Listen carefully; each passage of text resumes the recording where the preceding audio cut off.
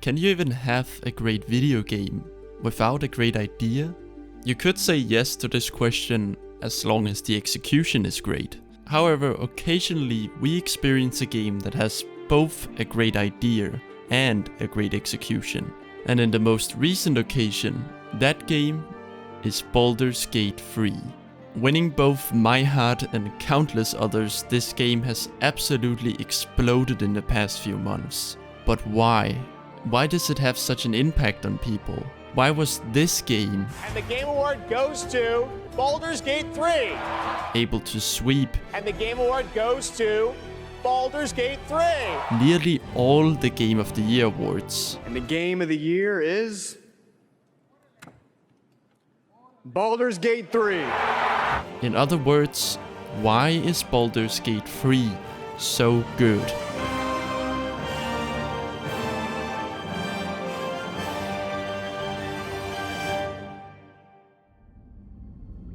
One of the most notable aspects of Baldur's Gate 3 is the way the game handles its introduction, the way the game introduces its world to the player.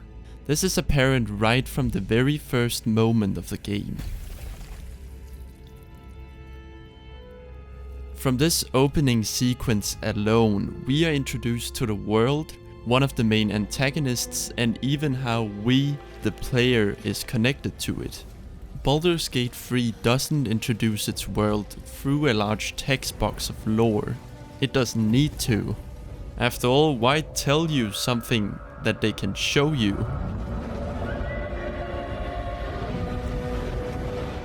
However, a video game is more than just its world, which brings us to the next thing that happens. After the player is introduced to the world through that incredibly epic cinematic, the player is taken here. The character creation screen. Although the player may not even notice this, I think this character creator does a very good job of introducing the game to us. This character creator offers a lot of freedom in how you want to design your character. You get to choose your race, class, subclass, abilities, gender, stats, eye color, heck, even as a player you get to decide a lot of different aspects about your character. The reason I'm bringing up the character creation in this game is because it's a great introduction to the amount of freedom you have in the rest of the game. What you'll notice when you first start out in this game is that apart from the main quest line, you're really free to do whatever you want, in whatever way you want. Baldur's Gate 3 is not the type of game that has a giant yellow arrow pointing towards that city townsman that you absolutely need to be friends with. No. Baldur's Gate doesn't give you the right answer to the problem.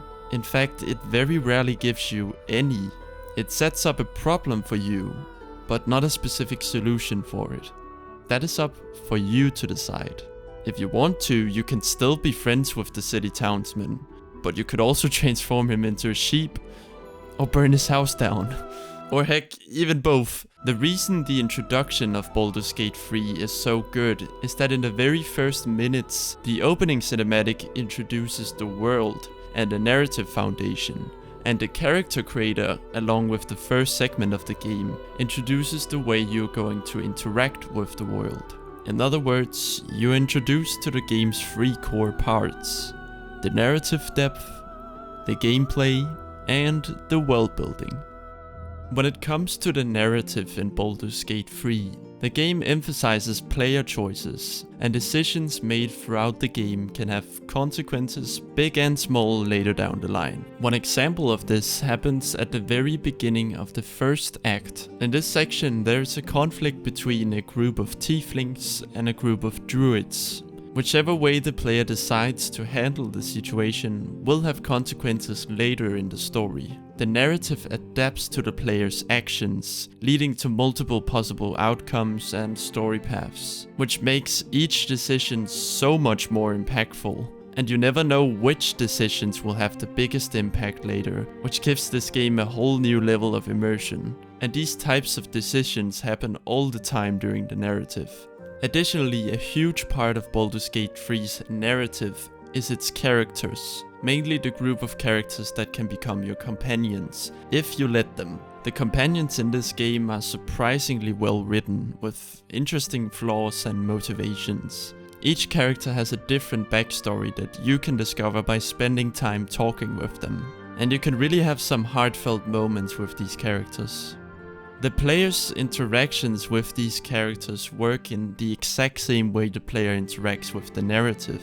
The way the companions develop in the game is dependent on the way you interact with them. Even the way you interact with the world, these characters will have an opinion on. My people possess the cure for this infection.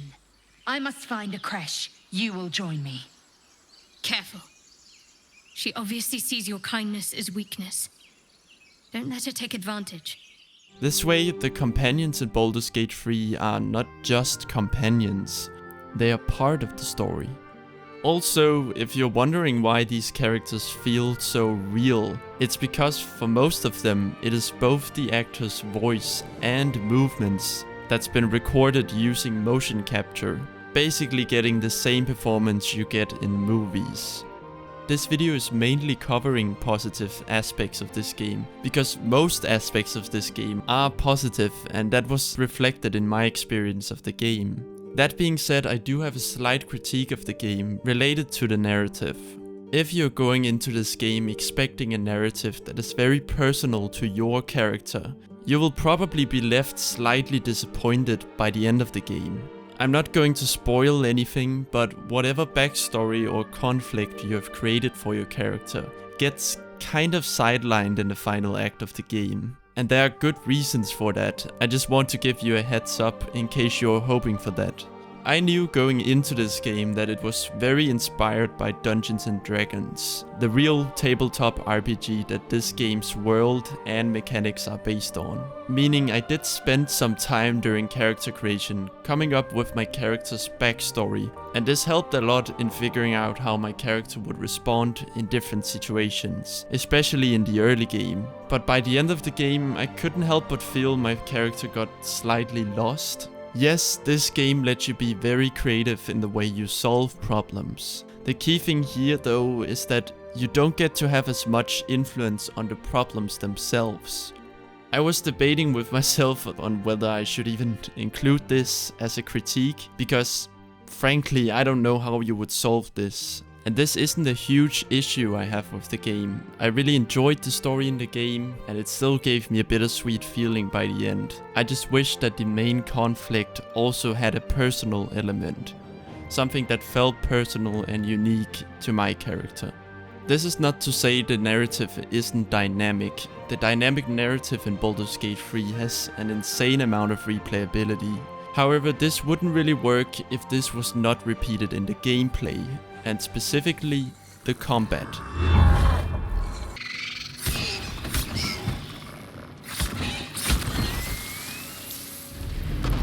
While a little confusing at first, the combat in this game is incredibly fun and engaging. Each character, including the one you created yourself, has unique abilities that they can use in combat. And since the combat is turn-based, you get to think and come up with your next moves as the fights progress. The freedom and creativity that exists in the game outside of combat also exists inside combat, which provides you with multiple ways of handling each fight. You can go in swords blazing, or you can take the enemy out by creatively using your surroundings. Why don't we just wait a while? The combat in this game rarely ever gets boring because there's so many different character builds and ways you can use your abilities. This also contributes to making Baldur's Gate 3 not just a cool game to play once, but one you can play through multiple times. It's hard to match the level of freedom that playing Dungeons & Dragons will give you. A creative freedom that is practically only limited by one's imagination. But this game does a pretty good job.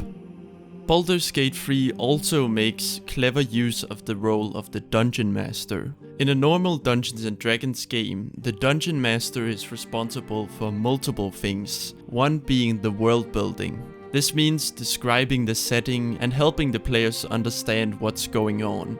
In the case of Baldur's Gate 3, the narrator fills this role perfectly. Whenever there's any important information that isn't communicated through the visuals or the dialogue, It gets communicated through the narration. Your head throbs and your skin tingles. Visions rush past. A dragon's wing, a silver sword, and a flash of your face seen through the strange woman's eyes. This keeps the story moving forward while the world building moves with it. Instead of having to pause the narrative to progress the world building, the two happen simultaneously. Despite not having that much experience with Dungeons & Dragons when I first started playing this game did a really good job of explaining the world to me as I progressed. In essence, Baldur's Gate 3 is a great game because it captivates players not only with its stunning visuals and compelling storyline, but also with the freedom it offers. It invites players to shape the narrative, build characters with unique identities, and explore a world that responds dynamically to their choices. In other words, Baldur's Gate 3 is the result of a great idea and a great execution.